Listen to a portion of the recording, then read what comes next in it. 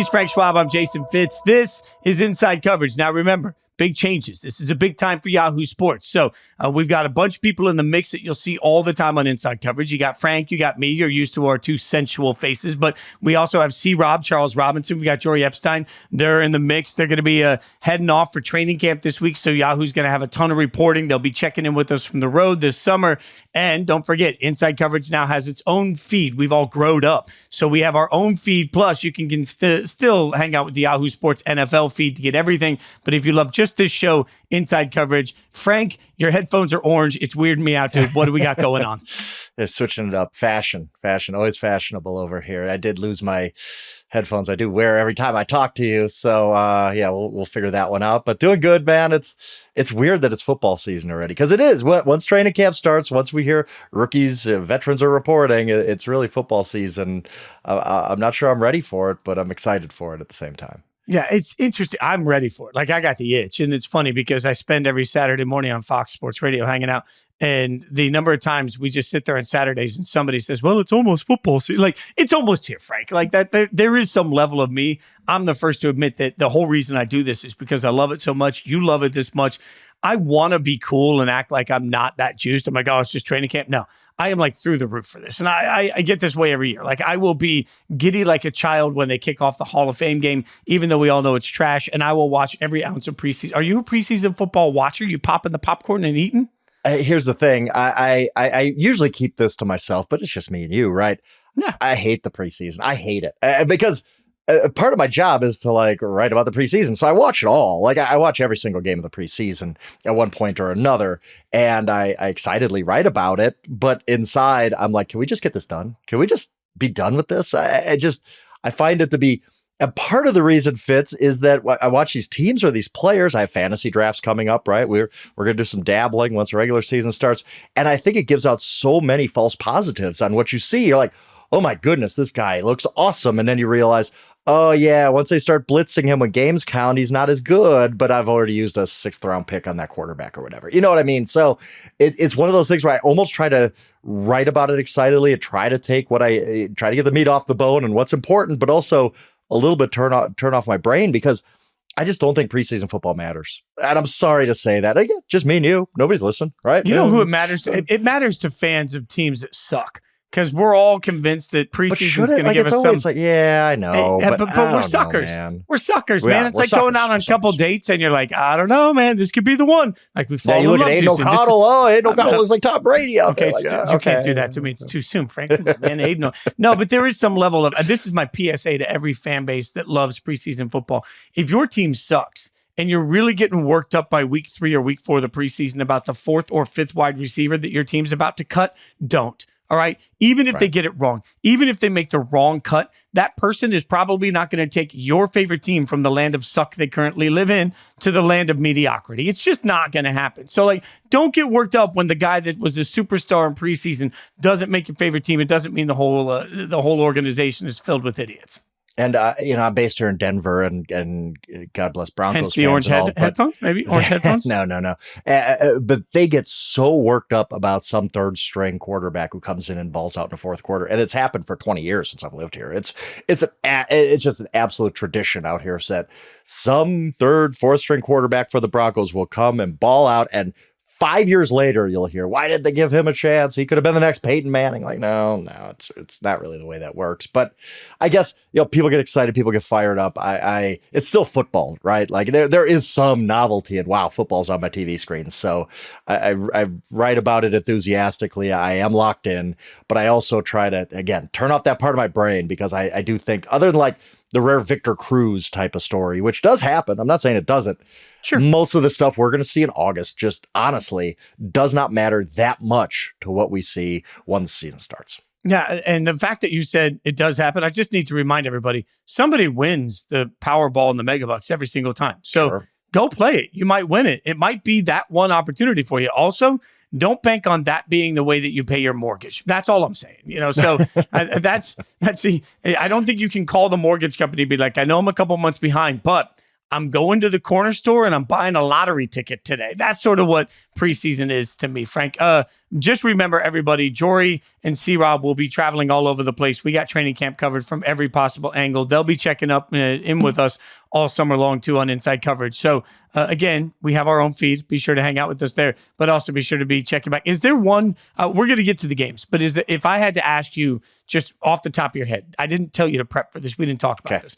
If I had to say, Frank, what's the one thing in training camp? Like for me, I'll give you a second to think. For me, Aiden O'Connell versus Gardner Minshew makes this an interesting training camp for me as a fan. So I have something to be interested in. Is there any storyline in the preseason for any team that you look over and you're like, oh, I could get into that?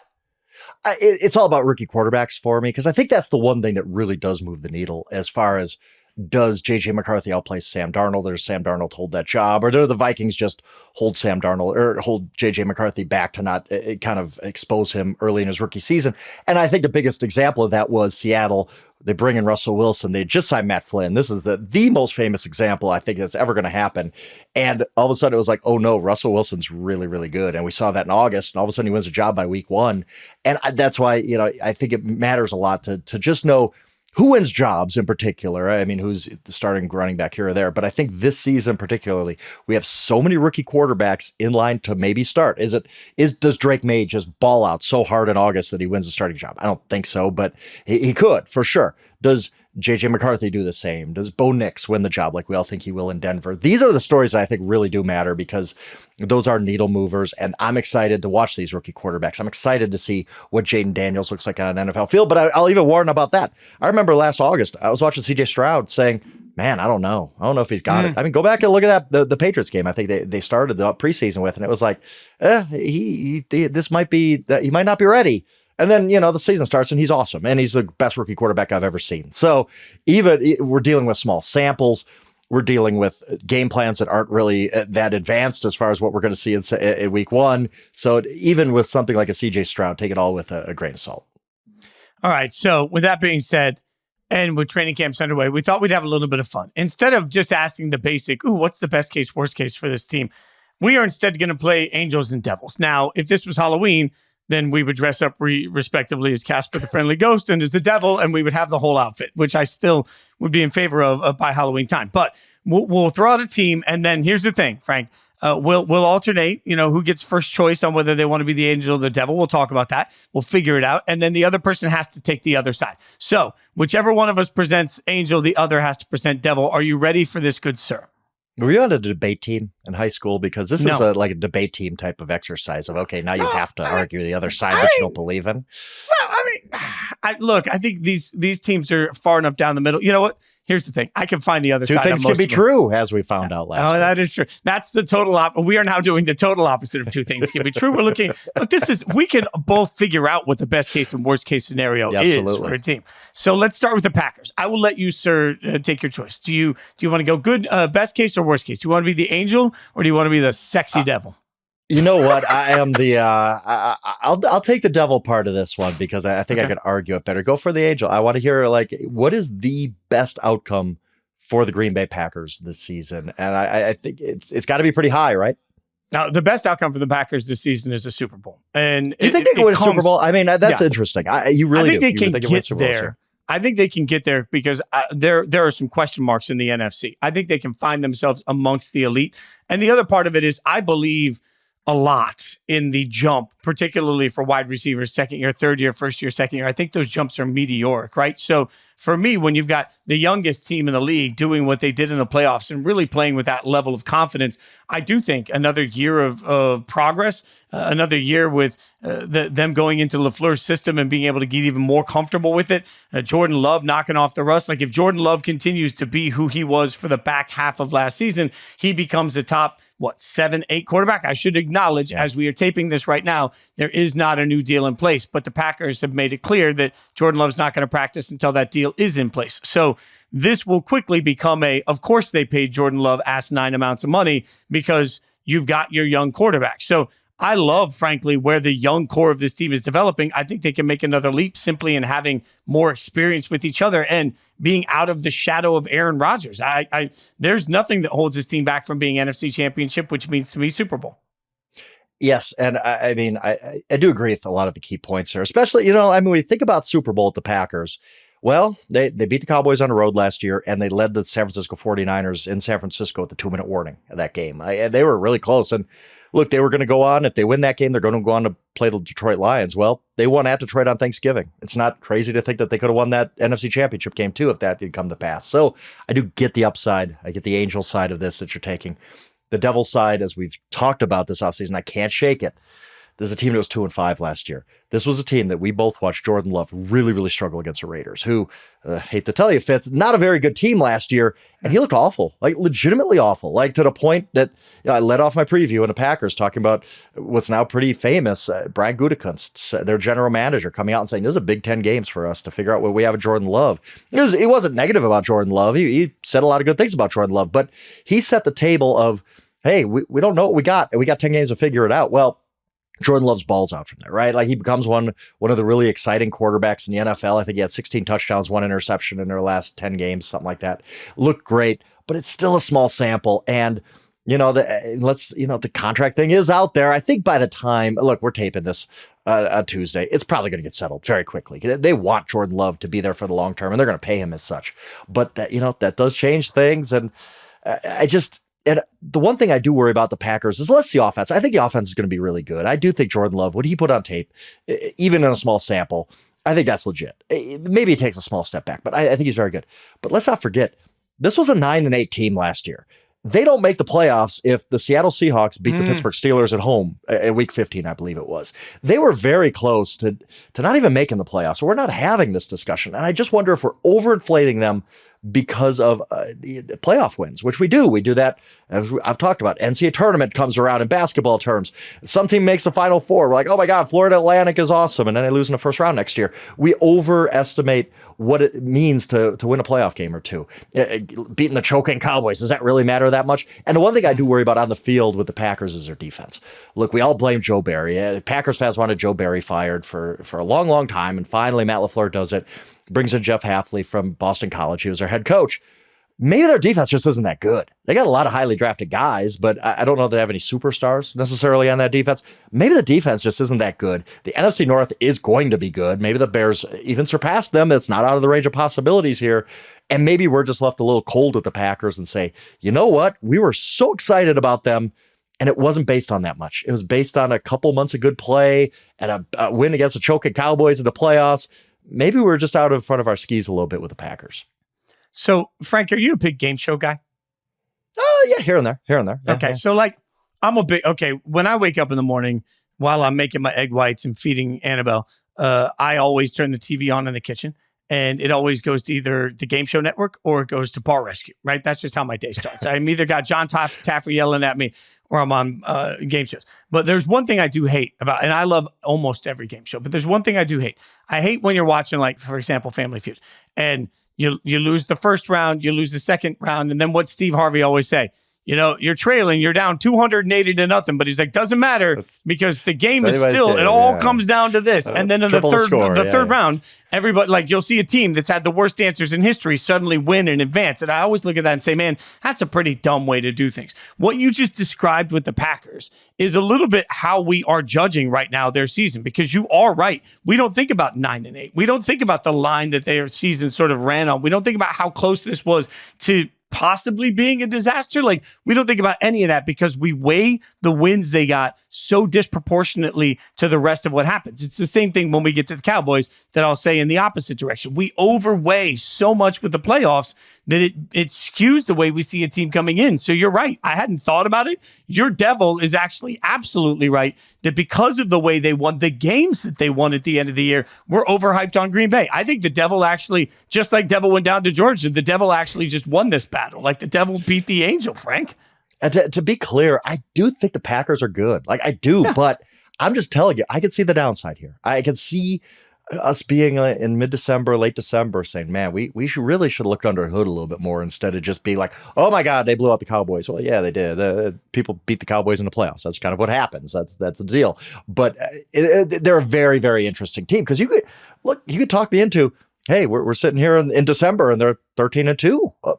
okay. Like, that's not crazy. 13-2 is a little bit much, but you know what I mean? This could be one of the NFL's best teams and wouldn't blow me away. But again, I don't think we're talking enough about the possible downside here. We're just talking about the ceiling. So let's talk about another team now, and we'll stick in the NFC for a second. We'll go with the Rams. The Rams are interesting to me because, frankly, I think Sean McVay is such a just golden god in the eyes of most. Do you want to take the hero or do you want to take the angel or the devil here?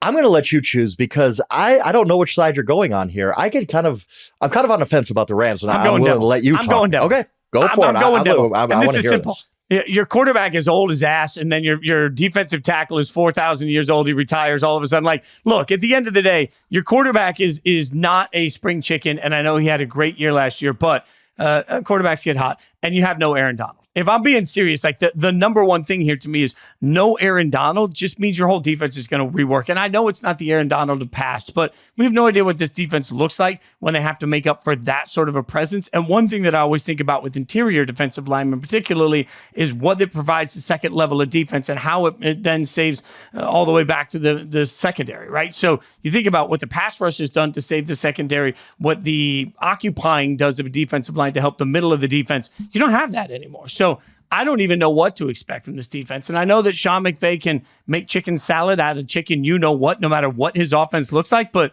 man, Stafford is not 28 years old and rising, right? So is there some sort of a wall he hits at some point? He had been injury prone until last year. Is there an injury issue? Like, there's just too many maybes. And the 49ers are clearly better. I do believe the Seahawks are getting better. I do believe that the Cardinals are getting better. So I don't think the road's very easy for the Rams either. I agree with a lot of your points, but I can't take the other side of this. I think you're underestimating how good Matthew Stafford still is. Yes, he's not young, but I thought he played his best season last year. And I mean, I even question myself. What am I saying? This guy had a 5,000-yard season in Detroit. He won a Super Bowl a few years ago. But you just go back and you watch how in control he was. He looked healthy. He was running that offense at a very, very high clip. Like, we all love Puka Nacua, and Puka was great, but a lot of that was Matthew Stafford finding him. Matthew Stafford was out of his mind last year. I thought he was fantastic. Really, really good player. And I don't think that goes away in 1 year, as long as he's healthy. That's always a question.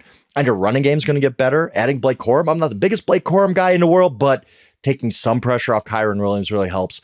I think that Puka Nacua, he's going to the moon. Like, I don't see any reason he really regresses. I think look, I'm talking about fantasy football again because that time of year I'm getting excited for it. If you take Puka in the first round, I have no problem with that at all. I think he can absolutely repeat what he did last year. And then can Cooper Kupp be kind of that 1B again? I mean, 2021, when he posted the best receiver season, maybe the best single season of any player of all time, I think he's in that conversation. It was not that long ago. He's still a guy who can take over games. So offensively, they're great. The one thing, the defense I do worry about.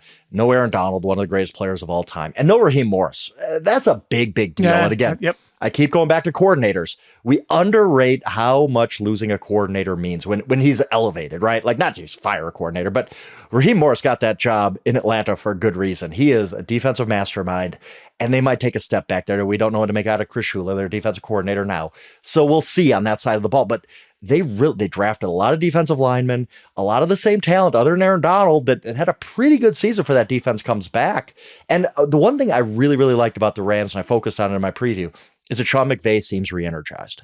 2 years ago, when it looked like every single year we're going to talk about Sean McVay retiring until he eventually does, it doesn't seem like that burnout's there anymore. He seems, like, you look at interviews of him, I just saw another one today with Robert Mays over at The Athletic, he just seems regenerized. Like, he seems like a guy who wants to be coaching again, is excited for the challenge, is excited to see where this Puka Nacua thing goes. Everything about Sean McVay, the whole tone seems different than a year ago. I think that's the biggest case for the Rams, is that they kind of got their coach back. So then what is I would say the worst case, the devil here, is probably 7-10, 8-9. That's kind of the worst case for them. What do you think best case is for them as the angel? And that's the problem. I can't get them over the 49ers. I really can't. Like, I guess in some world where Purdy gets hurt or so, I hate predicting that because they're so unpredictable. I can't, if the 49ers are reasonably healthy, I cannot see the Rams overtaking them in the NFC West. But can the Rams be one of those wildcard teams that's 11 wins, a team you don't really want to face? We forget they gave the Lions a heck of a game last. We all think the Lions are, one of the top 5 teams in the NFL right now. They almost beat the Lions in Detroit wildcard weekend. That was a close game, closer than we remember, I think. So Could they be the type of wild card team that nobody wants to play round one? And we're talking about them next year. Like we're talking about the Packers now. If they pull off an upset, absolutely. I think they're just so well coached. And Stafford, I was so impressed with him last year that I think that they're still the kind of team that if everything hits for them and they don't miss Aaron Donald that much, which is saying a lot, I think this team could be really, really good and back in the playoffs again. I hear you on almost. I think when we were together at the Super Bowl in Vegas, I almost won at the craps table every time. Did you? Because I didn't. I was standing next to you. I don't know. I was almost. Yeah, my God, they took everything from me. Okay, let's go to another team as we go through the Angel Devil exercise. And I want to go to the Dallas Cowboys. And Frank, good sir, I would like to take the Angel on this. I don't know if you're passionate, but I would like to take the Angel on the Cowboys if you would let me. Go for it. We might have two Angels here, but I'm interested in what you do. If we do, we're going to go for it. I don't care. We're going to go. We're just both going. Yes. We'll make a devil's advocate at the end of this. We'll bring in somebody. We'll call Jory. We'll have her phone in or something. I'll do an alter ego at the end. But look, here's the thing for me.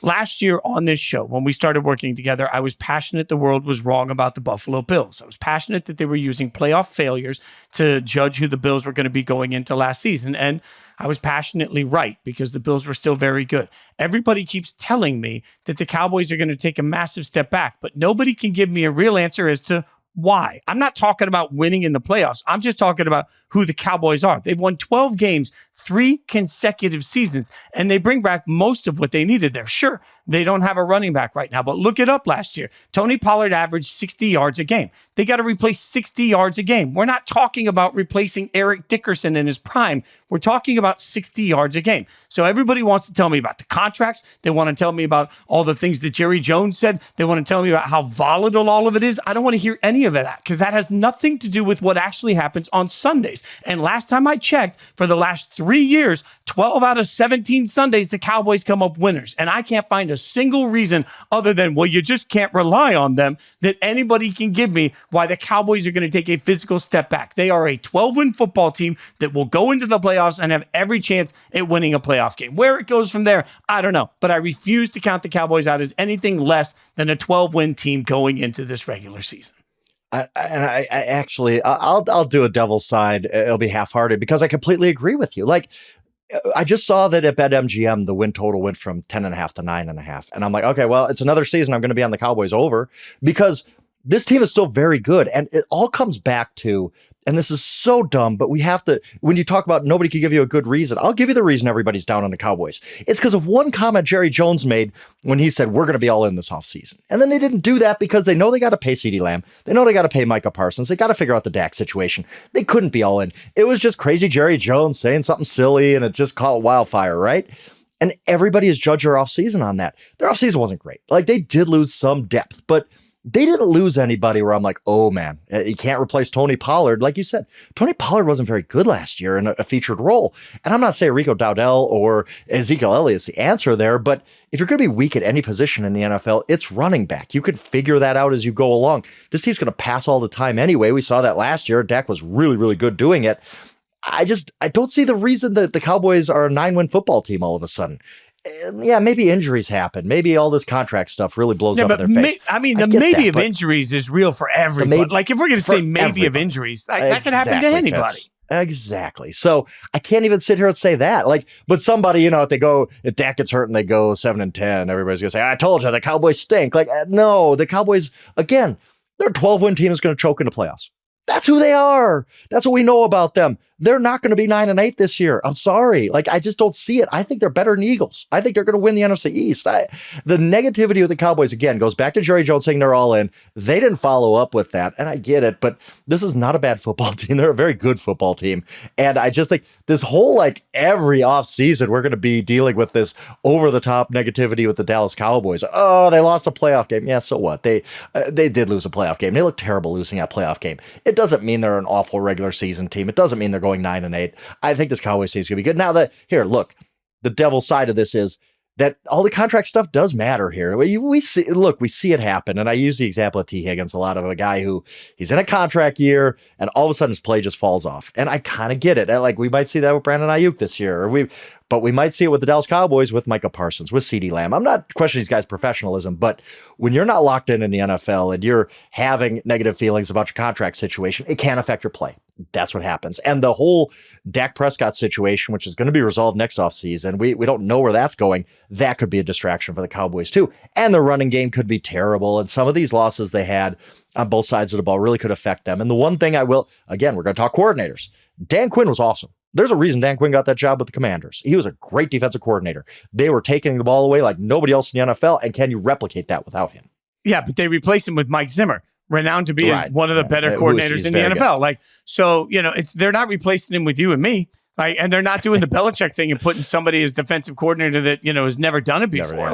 I do think that there's some element. I'll buy the Dan Quinn argument because of Dan Quinn's greatness, but also Mike Zimmer was a head coach in the NFL because of his, reputation as a coordinator. So I think that I can't find it. And you make all the compelling points that people want to make. I just don't think there's anything there. Like, we're not hammering this section. We're going to hammer it in a little bit, but I am hammering the over on the win total on the Cowboys at an aggressive level, aggressive level. Why would I think that the Dallas Cowboys are going to be 3 wins worse than last year? Which is the exact thing I said about the Bills. Who cares? Like that. I don't get it. You're right. Like, yeah, it's the same with the Bills where it's just, it's all about overrating what we see in the playoffs and just holding on to that. And did you forget that Dallas Cowboys have been 12-5 2 straight years in a row? They've been one of the NFL's best teams. They've been great. Just because they had a bad day against the Packers, it really snowballed on them quick. You could see that I think the pressure got to them once they fell behind early. Dak threw an interception, whatnot. But it does happen. It doesn't mean that they weren't a 12-win team during a regular season. They were really, really good, and I have no reason to believe they won't be really, really good again. All right, we got a few more teams to get into. So when we come back, we'll get some of the hottest teams that everybody's paying attention to. We've got Chargers, we've got Jets, Bills, oh my. Plus, we're going to give you some things to hammer. That's coming up after we get back. All right, we're back as we go through Angels and Devils. And I still, every time I look at Frank, see those orange headphones, and I feel like I'm in a Vegas nightclub. By the way, you want to end up with me and Frank in a Vegas nightclub. It's a time. I'm telling you. We had a good time. Vegas was bad to us in some ways, but good to us in others. Yes. Yeah. I mean, look, Frank, I'm just saying, Monday night game this year in December, maybe the boys run it back. Okay, so the Chargers are next up on the list while I'm thinking of bottle service. And the Chargers, obviously, Harbaugh there, Herbert, we all know this. Best case, worst case, we're talking Angel, Devil. Which one would you like to take, good sir? And here's the thing, Fitz, we're good friends by now. We are very like-minded on a lot of things. So I already know which one you want here. I know that we're both down on the Chargers. So I'm going to let you take the Devil because I will try to just to try to talk myself into the Angel side of this. We both agree that we're a little bit down on the Chargers here. But let me make a case as the Angel for the Chargers here. Jim Harbaugh is an excellent, excellent head coach. I could probably stop right there. Just let you have the ball. But when we talk about I think about the Jacksonville Jaguars a couple of years ago when they went from Urban Meyer to Doug Peterson, when a trained monkey would have been better than Urban Meyer. They improved by a ton of games, and we said, oh yeah, of course. They had this incredible upgraded coach, and you could kind of see the same thing with the Chargers. Not that Brandon Staley was as bad as Urban Meyer, but he certainly wasn't good as a head coach. He made a lot of mistakes, a lot of in-game stuff that we all shook our heads at, and he just wasn't really ready for that job, I think. And you go from that to a guy in Jim Harbaugh who has won every single place he's gone and has won in the NFL. His first year at San Francisco 49ers, when he took over from, Mike Singletary got fired the year before, he took over from that and built them up to be a 13-win team. Now, I think the 49ers of that year had a lot more talent than this Chargers team. But what has been the narrative every single offseason? Oh, the Chargers are my dark horse Super Bowl pick. Oh, look, I've done it. I went through a 12-step program. I've kicked the habit. But there's still people out there who think the Chargers have this unbelievably talented roster. Maybe they're right. Maybe they just do need a right coach. So Harbaugh comes in, instills his program where he wants to run the ball more. Maybe that takes a little bit of heat off of Justin Herbert and he just plays more efficiently. Maybe this defense takes off a little bit with, they have some really, really good players. I love Derwin James when he's healthy. Bosa, Mack. I think that there is still talent on this roster, maybe overrated, but there still is talent. And maybe Harbaugh does bring it all together. Look, the best case here is still second place in the AFC West, right? Like they're not beating the Chiefs in any reasonable outcome. But if they were to win 9-10 games and make the playoffs, I think that's a heck of a season for Jim Harbaugh to start his Chargers era with. Now, I think you're right, actually, about the best case. Now, that being said, for me, I'm just tired of being Charlie Brown running after the football and having it moved at the last second when it comes to the Chargers. Every year I say the Chargers are going to finish in second place in the AFC West every year. I'm just not going to do it anymore. Oh, hey, there's some years I said first, Fitz. There's some for years I said this is the year they beat the Chiefs. No. I mean, that was really dumb. The fact is, we can talk all day long about the success that Harbaugh had at San Francisco. I don't care.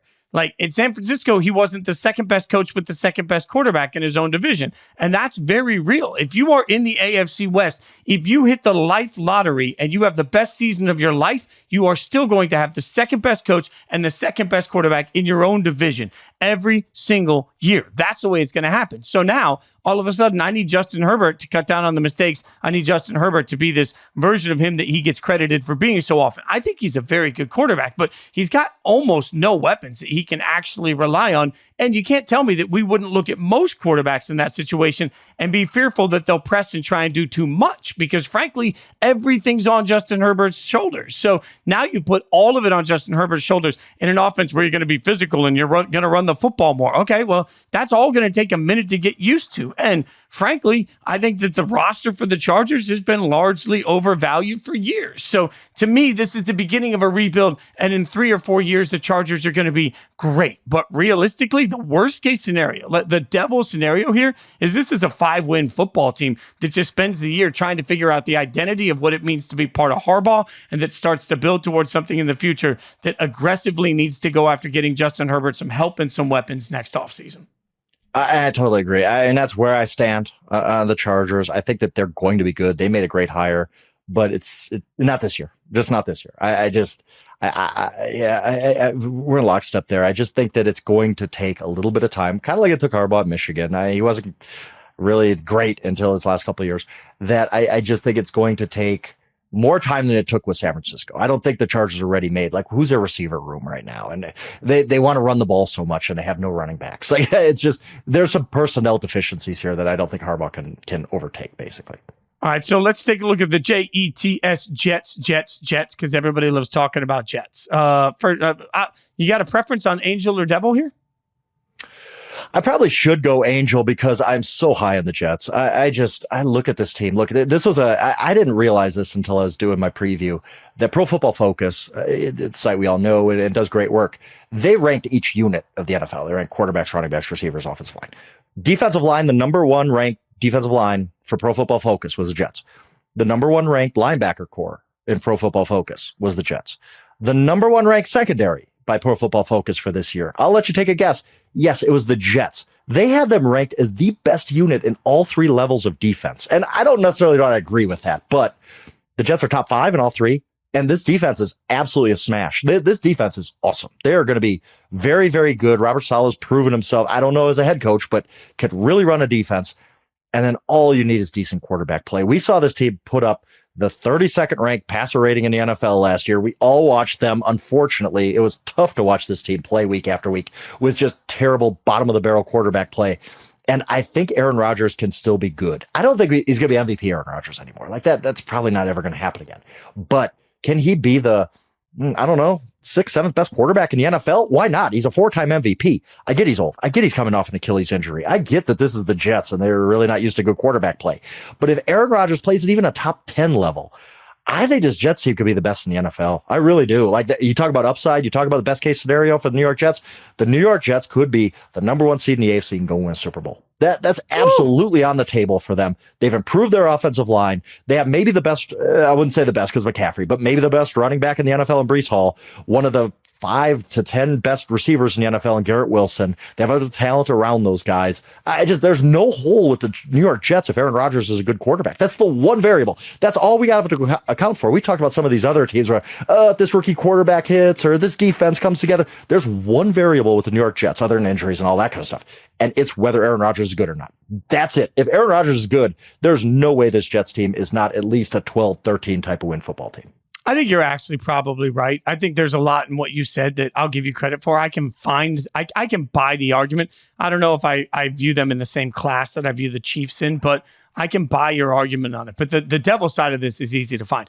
As I've said to you repeatedly, I don't trust old quarterbacks coming off of significant injuries. And last time I checked, we can neither confirm nor deny whether or not Kirk Cousins and Aaron Rodgers were together on the ark, and they're both coming off of Achilles injuries. Like, at this point, you don't ask me to support that and think that that's going to be something I can put my faith in. So will Aaron Rodgers have some great games? Probably, because he's still Aaron Rodgers. Will Aaron Rodgers be a dependable quarterback that you can make through the whole year through? I don't think so. And then what suddenly happens is, what's next? How do they handle the implosion of emotion that comes from that? What does it mean for their offensive coordinator, who I don't happen to think is very good without Aaron Rodgers? What's it mean for their head coach to keep this ship righted, which I don't think is a particular strength of anybody in the Jets organization? So what we have is this really talented defense that's got this offense with weapons, weapons for sure, but an offensive line that I think has some age concerns and quality concerns. It's going to have some health concerns, and a quarterback back there that,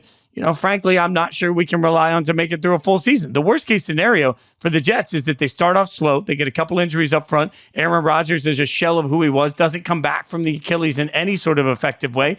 Salah's fired by midseason. This is a 6-win team, and it's an abject disaster that gets talked about every single day because it's Aaron damn Rodgers. You think this team could really be 6 wins? We're talking about worst case. I'm talking about Aaron Rodgers plays most of the season. Like, again, he could get hurt 4 plays in the season again. We don't know. But if Aaron Rodgers, let's say, plays most of the season, you think they could really be 6 wins? I don't. They were 7-10 with Zach Wilson. I mean, right. This is a team whose floor is pretty high. But I think, as wild as last year was, a lot of the media was kind to the Jets last year because they didn't have Aaron Rodgers. So even though we were questioning how the hell can you put Zach Wilson on the field, there was still a grace given. That grace goes away. If this team starts off slow at all, that grace goes away. And all of a sudden, now you're talking about, are they going to fire Salah? Are they going to fire Hackett? Mid-season replacements? Does the whole team quit? Like, I think that can happen. I think a slow-starting Jets team becomes an implosion that we're watching like a bad episode of the Housewives of some Orange County. Like, that's what it's going to turn into. I think that there's one key here, not a key, but a factor that I've kept in mind. And I believe in their first 7 games of the season, the Jets play a standalone game 6 times. Now, that doesn't matter for the results, but what it does matter for is guys like me and you, jerks who come on Monday. And who are we going to talk about? We're going to talk about the team that just played on Sunday Night Football. We're just going to talk about the team that played on Monday Night Football. And if the Jets are starting, like you said, 2-5, like, or whatever it's going to be, they're going to be the spotlight team every single week because of Aaron Rodgers and because they have all of these primetime or standalone games. And we're going to be talking a ton about the Jets and their implosion. And you're right. I think the pressure would, look, if they do start slow, the pressure is going to be cooked up on them so high that Robert Saleh could be the first coach fired. I think that the fact that they're in the spotlight so often early in the season really adds to this cauldron. And I'm high on the Jets. I think this roster is absolutely loaded, and I'm really excited to watch them. But I get it. I get the downside. Like I don't see them bottoming out to 6 wins or anything like that, just because their floor is high. We've seen their floor with horrible quarterback play. But could it be the type of season where, again, Robert Saleh is fired by Halloween? Yeah, I could see that happening. Yeah, the Jets, and I think you make a really important point. I just want to acknowledge it because we always peel behind the curtain here. That's part of what this show does. The Jets get ratings, and so do Aaron Rodgers. Oh, for sure. The Jets get clicks, and so does Aaron Rodgers. And what that means is that every network, whether we're talking about us or whether we're talking about ESPN, is going to sit there and talk about the Jets, right? And what that means is that if things go wrong for the Jets, it just causes more emotional, visceral reaction, because if things are going wrong for the Vikings, it's not a lead story on every single program. But if things go wrong for the Jets, it will be. And that's the variable that I think is just real in the way that society now covers football. Like the Jets are held to a different standard. I don't make that standard. It just is what it is. Because if we on this show turn around and put out a video about the struggles of the Titans early on in the season, all 3 Titans fans will click on it and it will get some traction. If we say anything about the Jets, all of a sudden Jets fans, love or hate, they're gonna react to it. So it creates a different standard for the team that is the reality they have to live in. Yeah, look, I'm excited for the Jets. I really see the upside with this team, kind of like I saw with the Eagles 2 years ago. That's a comparison I made when, again, I write these previews. I talk a lot about my previews because that's the world I'm in for 2 months, basically. And I study and study and study. And I have the same vibes about this year's Jets team I had about the Eagles in 2022, where I'm looking around saying, do people realize how good this roster is? Like, people realize how loaded they are? But again, yes, when you have a 41-year-old quarterback coming off an Achilles injury, it adds some nuance there that it's hard to account for. We don't know the amount of quarterbacks, and I had this in my Jets preview. The amount of quarterbacks that have come back from a torn Achilles is very, very small, like surprisingly small. It's 4 or 5 guys. It's Testaverde in the 90s. Marino came back, but he's a much different quarterback than Aaron Rodgers. You just can't account for what Aaron Rodgers is going to look like. And if he struggles and the Jets struggle early, this thing could go south in a big time hurry. One more before we hammer some odds that we like. The Bills. Buffalo Bills, I was a staunch defender of last year, as we talked about earlier in this show. Angel Devil on this one. I don't know about you, but I will say this, Frank. I'm less of a staunch defender now of the Bills than I was a year ago. I think this year there are cracks in the. I don't think the armor's falling apart, but I do think that this year there are at least fair and valid questions we can be asking about the offense, about how much Josh Allen's going to have to do. I'm interested. Are you high on them or low on you, Angel or Devil on the Bills? I'm actually become more angelish on them. So if you want to take the Devil's side, I'm interested to hear it because I get that a lot of people are down on them this year. All right, so I'll take the Devil's side then, and I'll say that, without Stephon Diggs, who I know wasn't as big a factor, you can't just presume that your rookie wide receiver is going to walk in and everything's going to be fine. There's been enough change on the defensive side of the ball. It makes me a little bit nervous. And then also, I just think that there is a dark cloud. Like last year, going into the season and then going into the playoffs particularly, I kept saying, man, if you can't beat Kansas City at home, what are you doing? This is the year you got to get them. They didn't get them. And so now, inherently, as we learned from Damian Harris, who was with us on our Yahoo Sports draft coverage, he kept saying that the Bills as an organization are comfortable with the number of touchdowns that they think Josh Allen accounts for, no matter who's at wide receiver. Well, okay, but you're just putting more and more and more on Josh Allen. And I don't know that I love that. I felt like last year, their offense for much of the year, it's why they replaced their offensive coordinator, was haphazard. I need to see if it's not that anymore. And this is a team that midway through the season looked like they were trying to make a liar out of me. They had to go on a run to become great. So it's not hard for me to see what the Bills look like when it goes poorly, because that's what we saw for the first 10 weeks of the season last year, right? So I think the worst case here, the Devil's scenario for the Bills, is they take a step back, they win 10 games, but it's not a convincing 10 games. They're struggling to make the wild card, and it becomes very clear that they are not in the same echelon as the Chiefs and the Bengals. It could be, and I get that, but my opinion on the Bills has changed a lot over the past few months, just trying to think about them critically, and I'm really much higher on the Bills than I was. Again, they lose a playoff game. They had to cut loose a lot of veterans because of salary cap reasons. They traded Stephon Diggs for whatever reasons, including salary cap. And you're down on them. And you're thinking like, oh, this Bills team, maybe they take a big step back. But then you really start to think about them. Their offense changed so much with Joe Brady as offensive coordinator. They really transformed him into more of a running team to take some pressure off of Josh Allen. I think that helped a lot. They were very, very efficient on offense during that run you discussed before. And I think that maybe the whole committee approach to replacing Stephon Diggs is going to work. Dalton Kincaid had a pretty good rookie season. He didn't have that Sam Laporta rookie season, but he was still pretty good for a rookie tight end. I think he could be big. I think Keon Coleman could be a contributor. I don't love his game, but I think he could be good. Khalil Shakir is a guy who was very efficient in limited touches. Curtis Samuel's never had a good quarterback as Josh Allen. See, all these things add up, and James Cook coming off a really good season when they transform more to a running team. I think his offense is going to look a lot different. But I think it could still be effective because the quarterback is so darn good. Their defense was competitive last year, through a lot of injuries. This was still a very, very good football team last year. But what do we remember? We remember them blowing the game against the Chiefs. But I think these are kind of toss-up games that just don't go your way, or you have a bad day on a bad day, or whatever it's going to be. And the team I keep thinking about is the 2012 to 2015 Broncos. The 2015 Broncos were the worst of the 4 Peyton Manning teams. And it's not even close. Like they were much, much better in 12, 13, and 14. But something went against them in the playoffs every year. Joe Flacco finds Jacoby Jones and they get eliminated that way, or whatever would happen. Right. And now, but 2015 kind of got them back, right? They all of a sudden had that luck at the craps table that we couldn't find in Vegas, right? Like you're just hitting numbers over and over, and you're just happening to win games. And I can kind of see that from the Bills this year, where maybe this isn't the best Bills team we've seen, but they're still really, really good. They're still a contender. They still have one of the best quarterbacks on the planet. And maybe they get into the playoffs this year and the luck goes their way a little bit. And Tyler Bass hits that field goal or, whatever has really gone against them in the playoffs the past few years, the 13 seconds game or whatever like that. I just could see the upside for the Bills that I think we've lost because part of the reason, Fitz, and I think you fall into this category too, I'm going to call you out. When we pick something to happen, especially Super Bowl, we're like everybody's Super Bowl pick, right? Oh, Bills are going to win a Super Bowl. When we get burned on that, we don't want to go back to that well. We don't want to feel stupid going back to the Bills are going to win a Super Bowl this year. We're burned by them. So now we're like, the Bills, they're off my radar. And I think that's actually might not be a bad thing for the Bills coming into this season. You're so right about that. And you're right. Like, I think we're more likely to get your Angels scenario than we are my Devil scenario with the Bills. And you're right. I'm still hurt. So I'll say this. I will say this about your Devil scenario. I like that you were like, the secret goes 7-10. Like reasonably, the Bills' floor is 10 wins. Like I mean, if they go 9 wins or something really, really went sideways. Like a bad year. Look, they're in the Super Bowl window, and Buffalo wants the Super Bowl so desperately that 10 wins and a second round loss would feel like the end of the world. That's just kind of how it is, and it stinks. But you're right. Like that is the team is. If they do slip, it's not going to slip very far.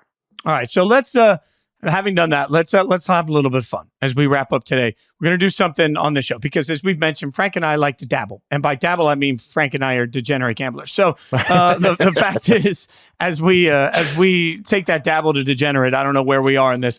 We figured we'd pick a prop and just have a little bit of fun with it and see if there's a number there we like to hammer. So let's take a look at the MVP odds, and these are, of course, as always for us, these are according to MGM, and these are our NFL BetMGM, the NFL futures here. So when you look at MVP odds, for example, Patty Mahomes plus 500, the leader on the board, Josh Allen plus 900, Joe Burrow plus 900, plus CJ Stroud plus 1,000, Lamar plus 1,200, and basically that means you bet $100 to win 1,200. Justin Herbert plus 1,400, Jordan Love plus 1,400, Dak Prescott plus 1,800. What stands out to you?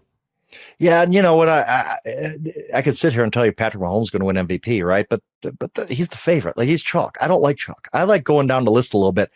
And as the offseason has gone on, I've really locked in on one guy for I might just pick him straight up to win MVP, not even talking about the odds. And that's Jared Goff. And I know a lot of people are like, what? Jared Goff? How could that happen? And I could see him doing the kind of Matt Ryan 2016 thing. MVP voting has become very, very, very predictable. There is an absolute formula, and it's the easiest thing in the world to follow. The last 15 years, that's a pretty big sample size.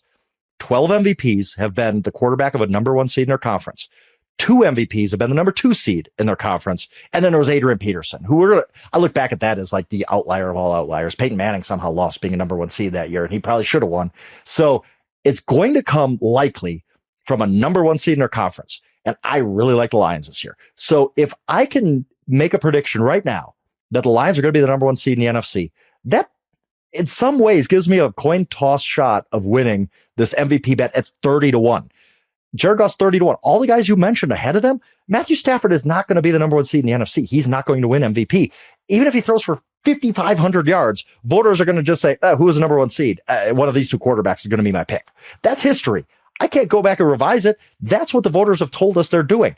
So when I look at who's got a shot at the MVP, I'm only thinking about which teams could be the number 1 seed. I think the Lions have a great shot at the number 1 seed this year. I think they're going to be a really, really good football team. They're likely going to be my Super Bowl pick when we officially do that in about a month. And if the Lions are the number 1 seed, Jared Goff is going to put up the numbers. His numbers were there last year. He had a really, really good season. I think he could even improve on that a little bit with Ben Johnson coming back as his offensive coordinator. And I'm not saying for sure Jared Goff is going to win MVP, but at 30-1 odds, you need about 3.5% chance. And Jared Goff has way better than a 3.5% chance of winning MVP. He used to be 50-1. So I am just locked in on Jared Goff as my MVP pick because I think the world of the Detroit Lions, and voters have told us we're picking somebody from the 1 seed. So figure out the 1 seed and go from there. This is where I want like a sound effect from a cash register to go ka-ching, and then Frank just to scream 30-1, hammer it. All right. I love this. And I love your logic on it. Can I take everything you just said, apply that logic to another player?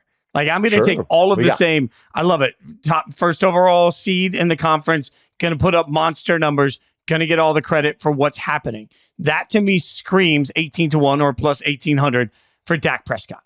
Like Dak Prescott last year finished second in the MVP voting. And I earlier in this episode waxed about why I think the Cowboys are going to be great. But even if you don't agree with that, you have to think at some point, because the Cowboys basically waved their noses at the concept of even drafting or trying to answer the running back position efficiently, what did they tell you? They're going to win football games the way they won them last year, which means they're just going to roll the ball out to Dak and say, figure out how to get it done. For the Cowboys to meet what I think their expectations are, 12 wins, a top seed in contention for a top 2 seed in the NFC, it's going to require an epic year from Dak. And if the Dallas Cowboys quarterback in general has an epic year and the Dallas Cowboys end up as a top 2 seed, I have a hard time imagining that doesn't make it at least a smart pizza bet to turn around and say 18-1 for MVP for last year's runner-up. Yeah, I'll take that all day, every day, twice on Tuesdays.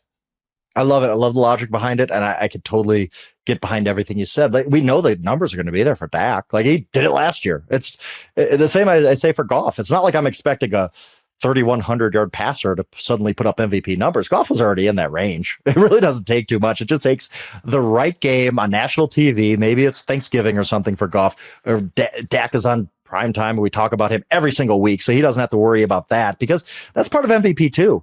You need a little bit of buzz going into the season, I think, because you don't want to have to start in November making this case for a guy. You want to be like, oh yeah, he's a Dak Prescott. We've been hearing about him for months and months and months. So again, it just goes back to, look, CJ Stroud, I think, is a lot of people's MVP pick this year, and I totally get it. Like, you take what he did on the field last year and say, okay, he's going to improve in year 2, which is hard to ask, but it could happen. And he's going to put up all these numbers. Numbers don't matter. The only number that matters is, are you the 1 seed in your conference? Or maybe if you are just unbelievably good in the number 2 seed, we'll give you a shot. That has to be one of those two things. And I don't see the Texans being the 1 seed in the AFC. No. So right? Like, and if he is, he's going to win MVP if they're the number 1 seed in the AFC. So if you really believe in that, go ahead and take him for 9-1 or whatever he is. But I just feel like we know the formula. Which teams do I like the best? And let me reverse engineer it from there. Now, Patrick Mahomes, the Chiefs could go 15-2. They're the number 1 seed. Patrick Mahomes walks to an MVP award. Of course, I can see that scenario happening, but there's a reason I'd rather take the guy at 30-1, who I think could be the number 1 seed in the NFC, over anybody who could be the number 1 seed in the AFC.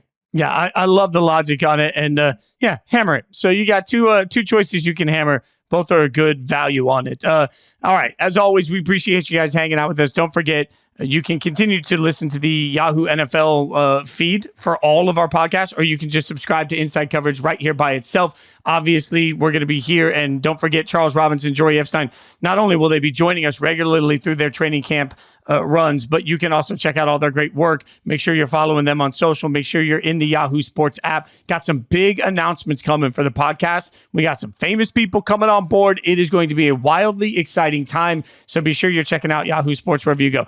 Producer John Gennaro, doing great work behind the scenes. We appreciate him. Follow me on Twitter at Jason Fitz. Follow Frank at Yahoo Schwab. Be sure to rate, subscribe, tell your friends, your family, and enemies. Tell everybody to hang out. Tell us that you're having a good time with it. We appreciate you guys giving us your time. Have a great week. Enjoy the beginning of training camp.